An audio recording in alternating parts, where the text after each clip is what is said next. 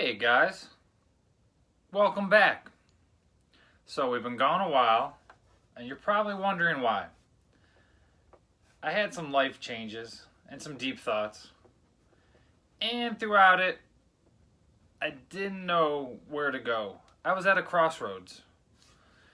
I thought, do I keep doing YouTube? Do I keep making videos? Do I keep helping others?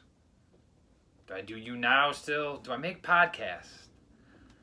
I was torn, and there was a fork in the road.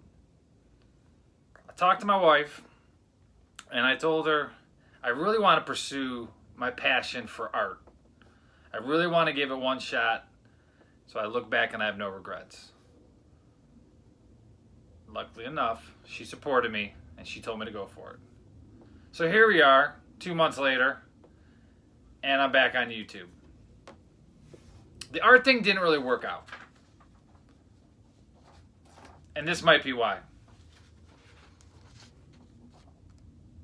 Yeah, forget the art. Let's stick with YouTube. Let's get to it, guys.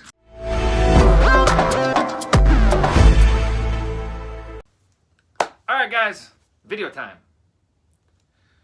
Yeah, so I'm wearing totally different clothes. The intro, that was from yesterday. I couldn't come back and be normal and be like, hey everyone, we're back. Yeah, cheese. I'm cheesy. And if you're new to the channel, get used to the cheese. Go back and check out some of the old videos. You'll see. We like to have fun here. And if you are new to the channel, please, and give a thumbs up if you like this video. And if it helps you out in any way possible. Okay, so today's topic is just hit home with us. So I thought it was fitting to make a video on it. We are 11 years in with Jaden, and if you guys don't know our situation, real quick, Jaden's 11. He is severely autistic. He's nonverbal. He has verbal apraxia, and when he was 8 months old, he had a 30-minute seizure that damaged his brain, and he has mental disability. Add that all up, Jay's severely autistic. He's living with us the rest of our lives. We are fine with that, and we love him for who he is and how he is. But did we know that at the beginning of our journey? No, absolutely not. So before I tell you our journey, I'm going to tell you one thing I feel about parenting that I have learned over the years, and this is my motto for our kids. And it can apply to your typical kid or your special needs kids. There are no rules here. But this is the one thing I've always felt. Put your kids and your children in the best situation for success. Give them the best chance for success.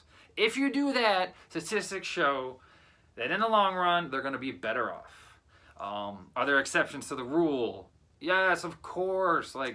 People come at me and play devil's advocate, and they're like, well, we can do this, or this could always happen. You can't just say that. And no, that's not what I'm saying. All I'm saying is, if you do that, and that's the one thing you can control. You can't control the end result, because a lot of times your kids are going to make their own decisions. But while you're building the foundation and helping them with growth and development and building morals and values and all this stuff, you give them a better chance to succeed, to make better decisions later on. And that's all we can control as parents. So that is an important topic leading into our journey. So you can have that 2 cents for free. I'm no genius. I'm just a man in front of a camera. Okay. So again, rewind. We don't know what's going on. Jay's diagnosed. We get this IEP, and we're like, what do we do? Public school, special needs school here in Ohio. So we do our research, and things have changed dramatically over the years. Back then, autism, it was common, but not as common as it is now. Not as much information out there. Not as much schooling. It's amazing how much has changed in the last 7 and 8 years. So you parents watching this video that have had your child recently diagnosed, there's a lot of information out there for you. But here in Ohio, we have great schools. We have a scholarship that pays for the tuition for the autism schools, so we're very blessed. All depends on where you're living and what state, and the rules that you have for each state are different. So I can only tell you our story regarding Ohio. So, year 1. What do we do? Well, I'll tell you. But the whole theme, best situation for success. That's the theme, guys. Always put your kid in the best place for success. That's all you can control. So my wife works for the Cleveland Clinic back then. She still does. And they had a special autism school. I like to call it the Harvard Autism School of Ohio because it's that good, and yes, it's that expensive. So it was about $70,000 a year, and now it's about 85 or give or take. Could we afford that? Like, no, of course not. But the catch, good catch, if you worked for the clinic, you got 1 free year. Yeah, 1 free year. We're in. We talked about it, like within the day we decided, let's do it. The only bad part was it was an hour away. So to fro, that's 4 hours a day in the car driving. But we were definitely not passing this up. Why? Because at that point in time, right then and there, was the best opportunity for success for Jaden, the best situation. Because we had no idea what the future held for his growth and his development, so why not put him in the Harvard School for Autism? So we did the drive, we survived, we took turns driving, great team effort, we survived the winters and the snow days with no accidents or anything. Year 1 in the books, chalk it up good. Still at a point though where we really don't know where Jaden is on the spectrum. Year 2 starts with a local school right down the street, no driving. School had just started, and Marty was very happy with it. So we put him in, and things are going great. He's getting one-on-one, he's getting a lot of attention, and then slowly the school enrollment starts growing and growing and growing at a very rapid rate. To the point where we were noticing a year and a half in or so, this might not be the best school for Jay, because now we're talking about 3.5 years in, and you're starting to visually see versus peers, Jay's a little lower functioning. Jay's a little behind. Jay's still not talking. So, was that the best place for Jaden to succeed at that point in time? No. Things changed. It was not the school's fault. They were just getting so many kids enrolling because autism was growing at such a fast rate. So what did we do? We sat down, we changed our course, and we made a pro and con list, and we figured out what was best, and Mama Bear went back to be an advocate mom and researched and found a great school. This time, it was 30 minutes away. So you do the math, that's 2 hours of driving a day, and we were totally okay with that, you guys. That's the sacrifices we make as parents. This school, perfect fit. Much smaller, much more intimate. It fit him one-on-one. He was not a number anymore, and the people there just loved him, and he loved it. So we do it for 2 years of driving, back and forth, all that.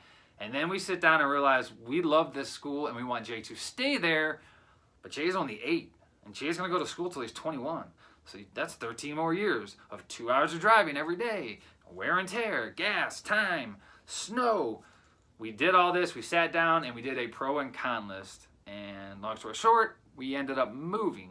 And what we did is we crossed counties, and that might not be a big deal where you guys are at, but in this situation, we moved to Cuyahoga County where Cleveland is and all the sports stadiums and everything that you have to pay for with taxes. So we moved to a nicer area, which meant our mortgage doubled and our taxes doubled. Everything went through the roof, and we had a decision to make and sacrifices again. Now we're not driving as much, but our cost of living has gone through the roof. But we decided to move because we also have Sebastian, who's 7 years old, and you have to factor all your kids, guys. You can't just factor the one kid. There's a balance here. So it's a better area, better schools for both kids. It was a no-brainer, and we made the sacrifice to just spend more money to live well for not only the kids, but for us. And the location was better, yada, yada, yada. So, pro and con, check, work together, good. We moved. Now we're at this school, and Jay has been at this school for years, and we love it. We love the people there. Ken, you're the best. Everyone else there, you guys, we love. They fight for Jay. They know Jay in and out like the back of their hand because it's a smaller school, and Jay is lower functioning. Until this Jay's still not talking. And he'll say little things here and there, but Jay is never going to live on his own, guys. He's just not, you know, and you might have a child like that, or you might not, or you might be in the early stages. But the point of this whole story is, even though we're at age 11 and Jay is where he's at, and we know he's not going to ever live on his own or be independent and do all that, and he's going to be with us, like, we still didn't know that back at the beginning, like I said, And we did all this crazy stuff, jumping through hoops, doing the best thing for him to succeed. Because now I look back and I can say as a parent, proudly for my wife and myself, no regrets. Like, I'm so proud of us. And that's something I want to share with you guys. Like, man, we did all this stuff and he's still low functioning, right? Some people might be upset by that, but you know what? I can't control that. My wife can't control that. So I'm not going to get stressed or lose sleep over that. I leave that in upper power's hand. That's God right there. I'm okay with Jay. I love Jay for who he is. That's our story. That's our situation. And again, I can sleep at night because I know I did the best for Jay. And I'm sure he knows it too.